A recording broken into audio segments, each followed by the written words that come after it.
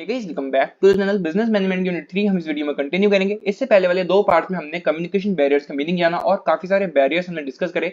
अभी तक हम 8 बैरियर्स डिस्कस कर चुके हैं। उम्मीद करता हूं दोनों वीडियोस आपने देखी होंगी। अगर आपने वो वीडियोस नहीं देखी है, फिर कोई भी टॉपिक कोई भी वीडियो आपकी मिस हो गई है, तो प्लेलिस्ट बनी हुई है बिजनेस मैनेजमेंट की, वहां से जाके आप उनको देख सकते हैं। और अगर आपने अभी तक टेलीग्राम चैनल ज्वाइन नहीं करा है तो जाके ज्वाइन कर लो। डिस्क्रिप्शन में लिंक है, वहां पर नोट्स आपको बिल्कुल फ्री में अवेलेबल हो जाएंगे। तो जल्दी से पेन और कॉपी लेके बैठ जाओ, खुद के नोट्स बनाना शुरू कर दो, पढ़ना और समझना शुरू करते हैं। हमारा 9th कम्युनिकेशन बैरियर जो कि है इमोशनल एटीट्यूड। अब आप सोचोगे कि इमोशनल एटीट्यूड या फिर इमोशंस की वजह से कम्युनिकेशन में रुकावट कैसे आ गई या फिर बैरियर कैसे आ गया। तो वो ऐसे आ गया, अब कम्युनिकेशन में दो लोग होते हैं, एक सेंडर और एक रिसीवर। मान लो जो सेंडर है वो सुपीरियर है और जो रिसीवर है वो सबऑर्डिनेट है, यानी कि एक वर्कर है। जो सुपीरियर है वो काफी ज्यादा शॉर्ट टेम्पर्ड है, उसको बहुत जल्दी गुस्सा आ जाता है। अगर उसका वर्कर्स उसकी बात ना माने या फिर छोटी सी भी मिस्टेक करते हैं तो वो बहुत ज्यादा हाइपर हो जाता है, बहुत ज्यादा गुस्सा आ जाता है। वहीं दूसरी तरफ जो सबऑर्डिनेट है वो थोड़ा इमोशनली वीक है, वो थोड़ा दिल से कमजोर है, बहुत ज्यादा सेंटी हो जाता है, बहुत ज्यादा इमोशनल हो जाता है अगर वो ऐसी कुछ चीजें देखता है या फिर सुनता है तो। राइट, तो यहाँ पर इमोशंस आ गए। सुपीरियर जो है शॉर्ट टेम्पर्ड हो गया, उसे गुस्सा जल्दी आता है, और जो सबऑर्डिनेट है वो थोड़ा कमजोर दिल वाला है। तो अब यहाँ पर कम्युनिकेशन बैरियर कैसे क्रिएट होगा? वो ऐसे क्रिएट होगा जब सबऑर्डिनेट को पता है कि उसका सुपीरियर काफी ज्यादा गुस्सैल है, तो सबऑर्डिनेट हो सकता है अपनी प्रॉब्लम्स को भी शेयर ना करे। राइट, अगर उससे कोई छोटी मोटी गलती हो गई तो वो उसको गाइडेंस चाहिए। अब गाइडेंस भी वो नहीं मांग सकता क्योंकि उसे पता है जो उसका सुपीरियर है वो बहुत ज्यादा गुस्सैल है, बहुत ज्यादा हाइपर वो हो जाएगा। तो कम्युनिकेशन कहीं ना कहीं यहाँ पर अफेक्ट करेगा क्योंकि उसको डर लगेगा उससे बात करने में, अपने सुपीरियर से बात करने में। राइट, सबऑर्डिनेट अपनी बात सुपीरियर तक नहीं पहुंचा पाएगा, और तभी जब सुपीरियर तक बात नहीं पहुंची, सुपीरियर उस बात का या फिर उस प्रॉब्लम का समाधान उस सबऑर्डिनेट को नहीं दे पाएगा क्योंकि उसको कुछ पता ही नहीं है। राइट, तो इस तरह से कम्युनिकेशन में एक बैरियर क्रिएट हो गया, जो किसकी वजह से हुआ? इमोशनल एटीट्यूड की वजह से। ठीक है, थोड़ा इसको पढ़ लेते हैं। Very often the superior and the subordinate do not communicate with each other freely because of the emotional attitude of the other person. यहाँ पर क्या होता है, जो सुपीरियर और जो सबऑर्डिनेट है, जैसे कि मैंने आपको बताया, वो एक दूसरे से कम्युनिकेट नहीं कर पाते क्योंकि इमोशनल एटीट्यूड की वजह से। एक दूसरे का इमोशनल एटीट्यूड उस कम्युनिकेशन को ब्रेक कर देता है। एक बहुत ज्यादा गुस्सैल है, एक बहुत ज्यादा शांत स्वभाव का, इमोशनल हो जाता है वो जल्दी। Right, example, if the superior happens to be a person who has the tendency of losing his temper, quite often the subordinate may fear and may not like to communicate freely with his superior। अगर जो superior है, right, अगर वो काफी ज्यादा गुस्सैल होगा, काफी ज्यादा हाइपर वो हो जाएगा छोटी छोटी बातों को लेकर, तो सबऑर्डिनेट्स अपनी बातों को उनसे नहीं कह पाएंगे, अपनी प्रॉब्लम्स को उनके साथ वो शेयर नहीं कर पाएंगे, उनसे कम्युनिकेट नहीं कर पाएंगे क्योंकि उनको डर रहेगा कि सुपीरियर उनको कुछ ना बोल दे और वो हर्ट ना हो जाए। ठीक है, तो ये था हमारा 9th कम्युनिकेशन बैरियर। आगे बढ़ते हैं नंबर 10th कम्युनिकेशन बैरियर की तरफ, जो कि है अनक्लैरिफाइड एजम्पशंस। अनक्लैरिफाइड एजम्पशंस यानी कि कुछ अंदाजे जो हमने बिना सोचे समझे अपने दिमाग में खुद ही बना ली। मतलब हमने बात पूरी ठीक से सुनी नहीं, बस अपने दिमाग में हमने खुद ही अंदाजा लगा लिया। या फिर कह लो कि सेंडर ने थोड़ी गलती कर दी, उसने ठीक से पूरी बात लिखी नहीं। ठीक है, उसने आधी अधूरी जानकारी किसी चीज में लिखकर बता दी या फिर बोलकर बता दी, और बाकी चीजें हमने अपने आप ही अंदाजे लगा लिए और सब चीजें सोच ली। तो वहां पर भी कम्युनिकेशन ब्रेक हो जाता है, वहां पर भी प्रॉब्लम्स क्रिएट होती हैं, जो हम कह सकते हैं कि कम्युनिकेशन बैरियर आ जाता है। राइट, एक एग्जांपल लेते हैं। मान लो आपका कोई दोस्त है, वो काफी दूर से आपके शहर में आ रहा है। वो आपको एक लेटर लिखता है कि मैं इतनी तारीख को इतने बजे इस ट्रेन से तुम्हारे शहर आ रहा हूँ। राइट, और वो ये अज्यूम करते हुए लिख रहा है, वो ऐसा अंदाजा लगाते हुए उस लेटर को लिख रहा है कि आप उसको लेने जाओगे स्टेशन पर और अपने घर में उसको रख लोगे या फिर उसको रहने दोगे। ठीक है, तो उसने तो ये सब सोच लिया कि मेरा दोस्त आएगा मुझे स्टेशन पे लेने और फिर मैं उसके घर पे रुकूंगा। लेकिन जिसके वो लेटर मिला है, यानी कि आपको जब लेटर मिला है, तो आप क्या सोच रहे हो उसमें, क्योंकि आधी अधूरी उसने जानकारी लिखी है, आप ऐसा सोच रहे हो कि हो सकता है वो जो दोस्त मेरा मेरे शहर आ रहा है, राइट, वो हो सकता है अपने किसी रिश्तेदार के घर आ रहा हो। ठीक है, कोई शादी हो या फिर कोई भी फंक्शन हो, उनके घर वो आ रहा होगा और मेरे से भी वो मिल लेगा। तो दोनों ने अपनी अपनी एजम्पशंस लगा ली, लेकिन गलती कहां पर हुई? उस सेंडर से गलती हुई, उसने कुछ आधी अधूरी जानकारी वहां पर लिखी थी। पूरी तरह से उसे वहां पर बातें लिखनी चाहिए थी, उसके बाद वो कम्युनिकेशन सही हो सकता था।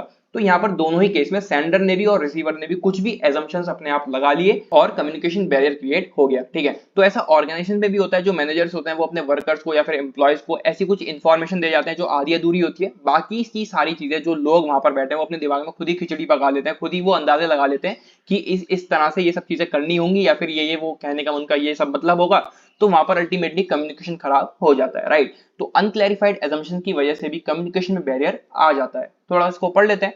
Uncommunicated assumptions which underlay practically all message create considerable barriers in communication। तो uncommunicated assumptions यानी कि जो अंदाजे लगाए गए हैं वो कम्युनिकेट तो नहीं करे गए थे, वो खुद ही लगाए गए हैं, तो उस वजह से भी बैरियर क्रिएट होता है जो कि कम्युनिकेशन बैरियर है।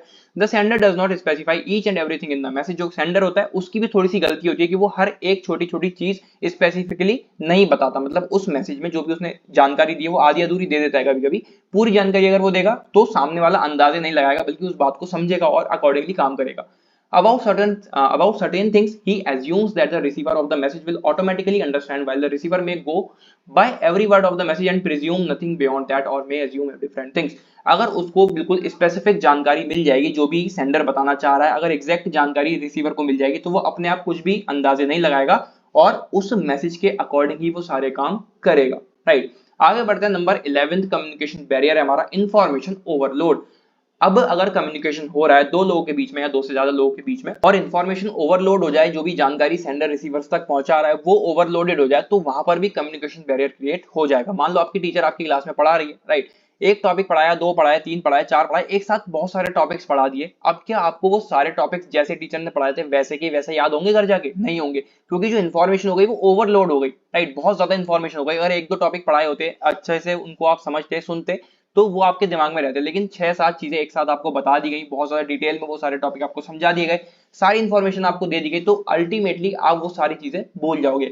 ऑर्गेनाइजेशन में भी ऐसा होता है कि बहुत सारी चीजें वो एक साथ बता देते हैं, बहुत सारे ऑर्डर्स, बहुत सारी पॉलिसीज, बहुत सारी रूल्स वो आपको एक साथ समझा देते हैं, उसके बाद आपके दिमाग में वो सब चीजें मिक्स हो जाती है, क्योंकि जो इन्फॉर्मेशन है वो क्या हो गई, वो ओवरलोड हो गई है, ठीक है। तो उस वजह से भी कम्युनिकेशन बैरियर क्रिएट हो जाता है। थोड़ा इसको पढ़ लेते हैं। We usually think that more and unrestricted information flow would help people to overcome communication problems.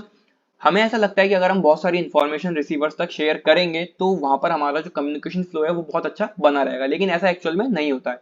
लिखा है यहाँ पर, बट अनरिस्ट्रिक्टेड फ्लो में result in overloading of information. अगर हम बहुत ज्यादा इंफॉर्मेशन अपने कम्युनिकेशन में शेयर कर लेंगे तो जो इन्फॉर्मेशन है वो ओवरलोडेड हो जाएगी। People getting too much mail may ignore letters that should be answered. यहाँ पर एक एग्जांपल दिया है, और ऐसा ऑर्गेनाइजेशंस में होता है कि एक ही व्यक्ति के पास बहुत सारे मेल्स बिल्कुल लाइन से आ रहे हैं, बहुत ज्यादा ही मेल्स आ रहे हैं, right.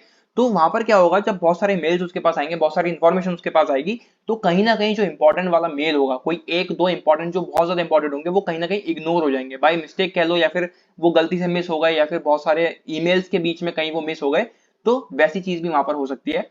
In nutshell, they ignore information or do not communicate information because of an overload. कुल मिला के हम ये कह सकते हैं कि अगर हम बहुत सारी इंफॉर्मेशन एक साथ ग्रैब करेंगे या फिर करने की कोशिश करेंगे, या फिर इंफॉर्मेशन हमें बहुत सारी दी जाएगी एक ही समय पर, तो कहीं ना कहीं जो मोस्ट इंपॉर्टेंट इंफॉर्मेशन होगी, जो वाकई में काम की होगी, वो मिस हो जाएगी, ठीक है। तो ये था हमारा 11th बैरियर कम्युनिकेशन का, जो कि है इंफॉर्मेशन ओवरलोड। आगे बात करते हैं 12th, जो कि लास्ट बैरियर है कम्युनिकेशन का, इनएप्रोप्रिएट मीडियम। मीडियम हम पहले भी समझ चुके हैं, मीडियम के थ्रू हम कोई भी बात, या फिर कहें तो सेंडर अपनी बात रिसीवर तक पहुंचाता है, राइट। तो वो मीडियम होता है। अगर वो लिखकर कोई बात पहुंचा रहा है तो लेटर उसका मीडियम हो गया, अगर बोलकर वो बात कर रहा है तो टेलीफोन के थ्रू वो बात कर रहा होगा, राइट। तो वो सब उसके मीडियम है। अब वो मीडियम चुनना भी बहुत ज्यादा इंपॉर्टेंट है। अगर हमने मीडियम गलत चूज किया है तो वहां पर भी हमारा कम्युनिकेशन खराब हो सकता है, या फिर बैरियर वहां पर आ सकता है। थोड़ा इसको पढ़ लेते हैं। There are various methods of communication. हमें पता है बहुत सारे मेथड्स हैं आज के समय में कम्युनिकेशन के। Wrong selection of medium is another block in effective communication. अगर हमने मीडियम का सिलेक्शन सही से नहीं करा, या फिर रॉन्ग सिलेक्शन कर लिया हमने मीडियम का, तो उससे भी एक ब्लॉक क्रिएट हो जाता है इफेक्टिव कम्युनिकेशन के अंदर। Wrong media leads to miscommunication even when the message is effectively and clearly formed. अगर हमारा मीडियम ही ठीक नहीं है तो जो हमारा सही मैसेज होगा, बिल्कुल क्लियर मैसेज होगा, वो भी इफेक्टिव तरीके से उस रिसीवर के पास तक नहीं पहुंच पाएगा। For instance, if a manager wants to compliment an employee for his excellent performance, he should have face to face talk rather than sending a memo. तो एक एग्जांपल यहाँ पर इन्होंने दिया है कि अगर कोई मैनेजर अपने एम्प्लॉय को उसकी अच्छी परफॉर्मेंस के लिए कुछ भी कॉम्प्लीमेंट देना चाहता है, या फिर कुछ भी तारीफ करना चाहता है, तो कोई भी मेमो वगैरह वो ना भेजे, कोई भी लेटर वो ना भेजे, बल्कि फेस टू फेस जाके उससे बात करे और उसको कॉम्प्लीमेंट दे, राइट। तो वो एक प्रॉपर मीडियम होगा, इससे जो मैनेजर है वो अपनी exact feelings, exact happiness express कर पाएगा उस एम्प्लॉय को। अगर लिखकर हम इस चीज को लिखेंगे तो शायद वो फीलिंग्स हम एक्सप्रेस नहीं कर पाएंगे लिखने में या फिर फोन पर, राइट। सामने से अगर वो फेस टू फेस ये बात कहता है अपने एम्प्लॉय से, तो उसको भी बहुत ज्यादा अच्छा लगेगा और वो अच्छे से अपनी फीलिंग्स एक्सप्रेस कर पाएगा, जो कि मैनेजर होगा, ठीक है। तो ऐसी बहुत सारी बातें होती हैं जो हम शायद टेलीफोन पर या फिर चैटिंग में नहीं एक्सप्रेस कर पाते, लेकिन बोलकर अच्छे से कर पाते हैं। तो हमें चुनना होता है, हमें चूज करना होता है कि हम कौन सी मीडियम से उस बात को रिसीवर तक पहुंचाएंगे। तो मीडियम भी एक बहुत बड़ा रोल प्ले करता है कम्युनिकेशन के अंदर। तो हमें बहुत ज्यादा अच्छे से सोच समझकर उस मीडियम को चूज करना है अपनी बात रिसीवर तक पहुंचाने के लिए, ठीक है। These are the breakdowns और problems और barriers to an effective communication। तो अभी तक हमने जितनी भी प्रॉब्लम्स पढ़ी, जितने भी ब्रेकडाउन्स पढ़े, जितने भी बैरियर्स पढ़े, ये सब आते हैं एक इफेक्टिव कम्युनिकेशन के बीच में या फिर कम्युनिकेशन के अंदर। Communication will not be perfectly effective if transmission of the message is faulty. तो कम्युनिकेशन परफेक्ट नहीं हो सकता अगर उसमें जो मैसेज का ट्रांसमिशन हुआ है वही फॉल्टी हो, उसी में कुछ फॉल्ट आ गया हो। जो भी मैसेज सेंडर ने रिसीवर तक पहुंचाया अगर उस मैसेज में ही फॉल्ट आ गया तो कम्युनिकेशन तो ब्रेक हो गया, ठीक है। The above barrier should be removed to achieve effective communication in the organisation. तो जितने भी बैरियर्स हमने अभी तक पढ़े हैं उनको रिमूव करने के बाद ही हम एक इफेक्टिव कम्युनिकेशन कर सकते हैं किसी भी ऑर्गेनाइजेशन में, या फिर हम एक रियल लाइफ की बात करें तो वहां पर भी, ठीक है। तो एक बार फिर से देख लेते हैं कौन कौन से बैरियर्स हमने पढ़े हैं कम्युनिकेशन के। नंबर 12 इनएप्रोप्रिएट मीडियम, इसकी वजह से भी बैरियर क्रिएट होता है। Number 11 information overload. Number 10 unclarified assumptions। Number 9 emotional attitude. Number 8 mechanical barriers, जो कि हमने इससे पहले वाली वीडियो में पढ़ा था। Number 7 barriers due to lack of ability to communication. Number 6 lack of trust and confidence. Number 5 है barriers due to resistance to change. Number 4 barriers due to poor listening and premature evaluation. Number 3 organisational barriers. Number 2 semantic और language barriers. और number 1 physical barriers. तो ये थे हमारे सारे barriers जो communication में आते हैं, और जो हमारा टॉपिक है बैरियर्स ऑफ कम्युनिकेशन वो पूरी तरह से कंप्लीट हो चुका है। इस वीडियो में बस इतना ही। इसी तरह से आगे के टॉपिक्स हम आने वाली वीडियोस में कवर करेंगे। आने वाली वीडियोस के लिए चैनल को सब्सक्राइब करें। मिलते हैं अगली वीडियो में। Till then take care and bye bye.